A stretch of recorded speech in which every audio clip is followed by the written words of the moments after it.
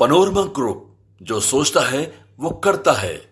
नमस्कार, news for nation देख रहे हैं आप। मैं हूं रश्मि श्रीवास्तव आपके साथ। बिहार की राजनीति में केंद्रीय मंत्री चिराग पासवान सुपर एक्टिव है। सिर्फ इतना ही नहीं, चिराग पासवान ने अकेले 243 विधानसभा सीट पर चुनाव लड़ने का ऐलान किया है, जिसके बाद से ही बिहार की राजनीति गर्मा गई है। ऐसे में आपको बताएं कि अब चिराग पासवान नीतीश कुमार के गढ़ से हुंकार भरने की तैयारी कर रहे हैं। चुनावी रैली की जाएगी चिराग पासवान की तरफ से, और यही वजह है कि फिलहाल एनडीए की, बीजेपी की, खासकर नीतीश कुमार की टेंशन बढ़ गई है कि आखिर कैसे चिराग पासवान को रोका जाए। आपको बताएं कि चिराग पासवान ने खुद बिहार विधानसभा चुनाव लड़ने की इच्छा जाहिर की, और इसके बाद से ही चिराग पासवान की पार्टी यानी कि लोजपा रामविलास के नेताओं के तरफ से कई दावे किए जा रहे हैं। कहा यह जा रहा है कि चिराग पासवान के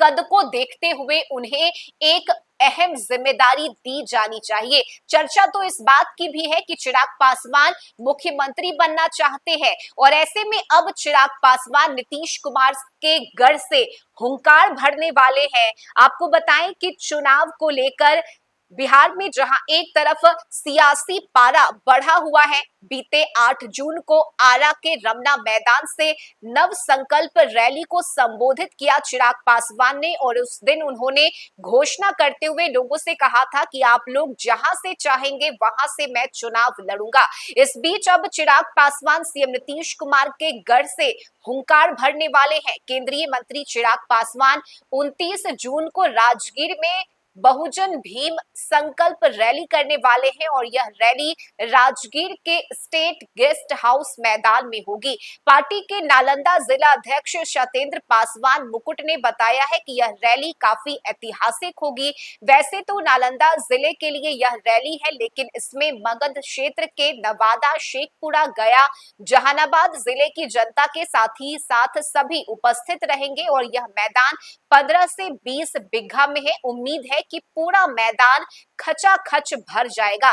दावा किया जा रहा है कि यह रैली आरा से भी बड़ी और ऐतिहासिक होने वाली है। उन्होंने दावा किया कि आरा में जो रैली हुई थी वह नव संकल्प रैली थी, लेकिन यहाँ बाबा भीमराव अंबेडकर के नाम से रैली की जा रही है। सीएम नीतीश कुमार के गृह जिले में रैली के पीछे चिराग पासवान की क्या मंशा है, इस पर पार्टी के एक प्रदेश स्तर पर नेता ने बताया है कि आरा की रैली बिहार विधानसभा चुनाव में चिराग पासवान की भूमिका का आगाज था, लेकिन दूसरी रैली चिराग की ताकत को दर्शाएगा। हालांकि उन्होंने कहा कि एनडीए में कहीं कोई विरोधाभास नहीं है, और यह रैली विरोधियों को दिखाने के लिए है। बता दें कि बीते 6 जून को कांग्रेस नेता और सांसद राहुल गांधी ने भी राजगीर में बड़ी रैली उन्होंने की थी, और राहुल गांधी ने चुनावी हुंकार राजगीर से भरा था। लेकिन अब चिराग पासवान नीतीश कुमार के गढ़ में पहुंचकर चुनावी हुंकार भरेंगे।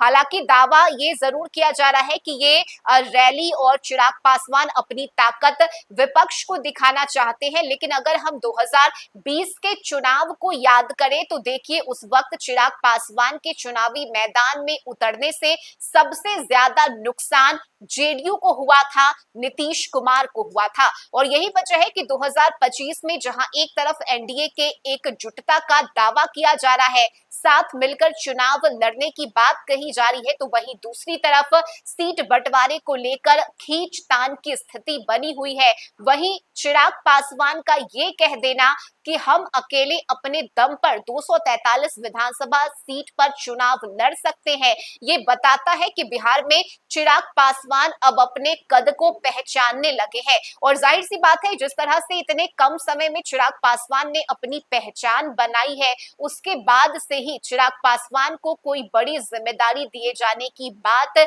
उनकी पार्टी के नेताओं की तरफ से कही जा रही है। लेकिन अब इंतजार करना होगा, चूंकि चिराग पासवान नीतीश कुमार के गढ़ से हुंकार भरेंगे, और इस दौरान रैली को संबोधित करते हुए क्या कुछ कहा जाता है चिराग पासवान की तरफ से, इस पर सभी की निगाहें टिकी रहेंगी। इस खबर में अभी के लिए बस इतना ही। न्यूज फॉर नेशन पर खबरों का सिलसिला जारी रहेगा। नमस्कार।